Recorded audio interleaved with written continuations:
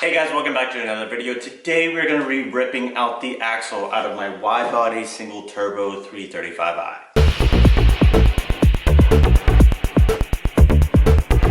Now if you're new to the channel, make sure you give this video a thumbs up if you liked it, and also consider subscribing. This is my 2008 335 XI. We got a Pandem wide body kit on it. We have a dock race top mount single turbo setup. It has an N54. But today we're going to be taking off the front axle. So our front axle on this car is kind of shot. It is only shot like where the ball joint is. I kind of let it leak as a boot starts leaking and all the grease comes out of it, and then it starts binding. So I started noticing it when I was coming over some bumps, and I could hear like a little pop pop, and I tried trying to find any other thing that would be making that noise, and it turns out I'm pretty sure the culprit is the front axle. So I got me a new OE one from FCP Euro. Being that this car is going to be making around 800 wheel horsepower at some point, I figured I'll get some pretty OE front axles. I don't think anyone makes any beefier axles for the front on these, and if I break another one, get lifetime replacement. So yeah, not sponsored by FCP Euro, but if you want to. Well guys, there ain't nothing to it but to do it. So what we need to do first is take off our nice 3-piece BC forged wheels off of here.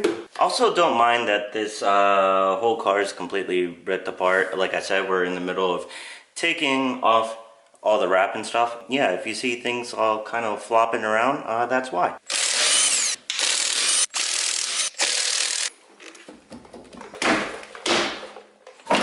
Oh, mother Jesus. Alrighty, so our first thing that we're going to do is take off the axle nut.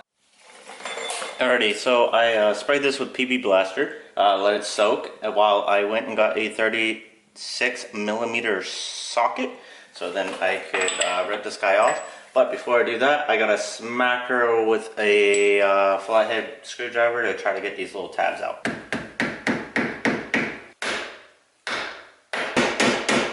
Many months later. Hey guys, it's been like 2 months since I started this video, and I'm finally getting back into the car.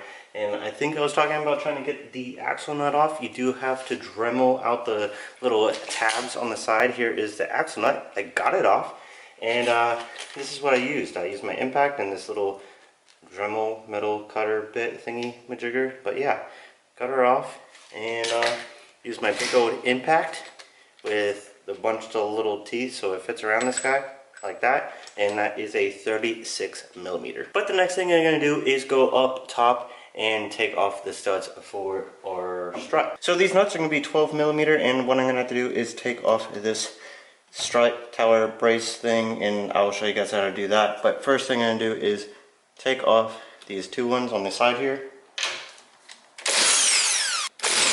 I don't have my Torx bits with me, but I'm pretty sure you can fit a 12 on there, maybe 11.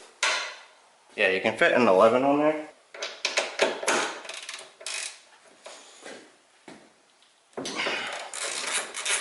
Let's that guy up. And then we have to go towards the middle. I'll show you guys that. Right here, you just take a big flathead screwdriver, stick her in, and do like a quarter turn, and it'll pop out. Like I said, I don't have my Torx bits with me, but there will be a Torx bit in there. But if I know what it is, I'll show you guys on the screen. But what I'm going to use right now is a 14mm, and just loosen it up, just so I can kind of take that guy out of the way. Then we can grab our 12 again and pop this off. Sorry I didn't show you guys, but I took my 12mm off. All you have to do is move this slightly out of the way, and then you can reach that third nut. Alright, so what I'm going to do is I lowered the strut down a little bit, so I need a little bit more clearance.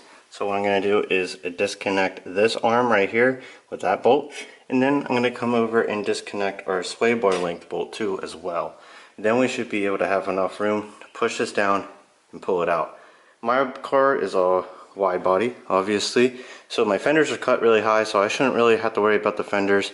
And also, I'm painting this car. This is a wrap.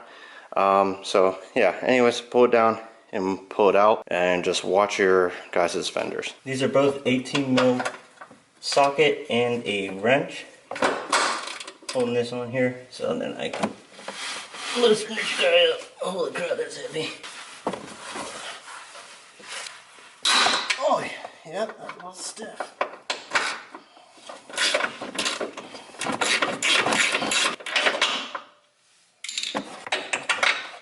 Now I have a 17 mil wrench holding the other end of the sway bar link, and then I have a, well, I thought it would be 17 there.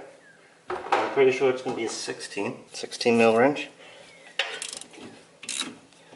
17 mil wrench, 16 mil socket. Alright. We should be able to drop it out and pull it out. Alrighty, I think we can pull it out. Pull this off with my bare hands. No, I need a screwdriver. Here's one.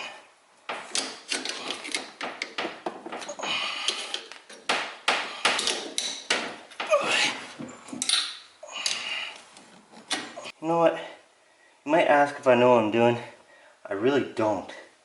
But I would say take off your brake line clips first. I wasn't paying attention. Make sure you don't stretch this sucker out.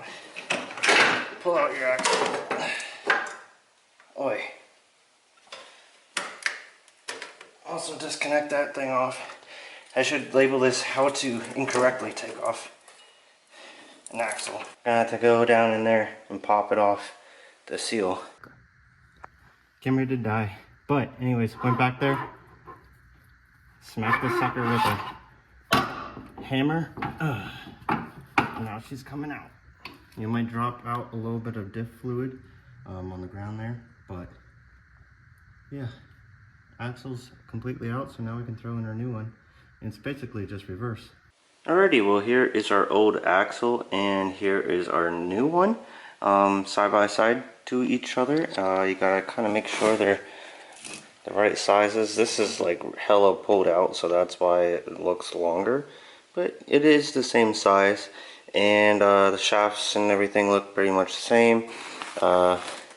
Pretty sure we're all good, and we can now slap this guy in. Also, if you notice, there's a lot of differential fluid laying on the ground because I took a long time to do this. Also, I'm filming, and I don't think I would be able to slip it in fast or not.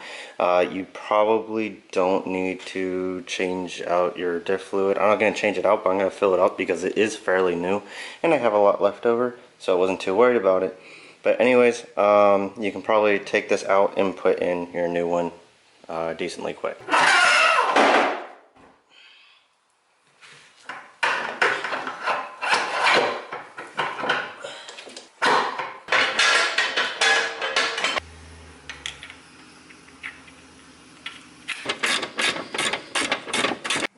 Now you want to make sure you put all your wires back to where they go, even your brake line, and your tie rod needs to go connect to your strut as well.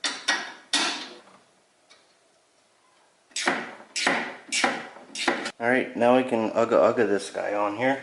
Make sure you got a good bit of threads on there, you don't want to cross thread it. Check my battery on my impact, seems pretty good.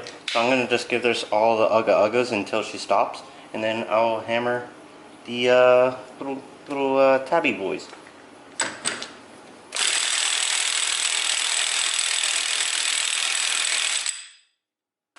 Seems pretty tight to me, my dude. Then you just want to go over everything, make sure everything's all tight and ready to go, and then you can hammer in this into the little grooves that are on your new axle nut threaded portion. Like you have to hammer the nut sides on here so it's like clamped on so it doesn't like undo itself. Now that we got all this stuff buttoned up here, make sure you put your cap on for your strut tower up there, and then now we can throw in the wheel and we'll be pretty set to go.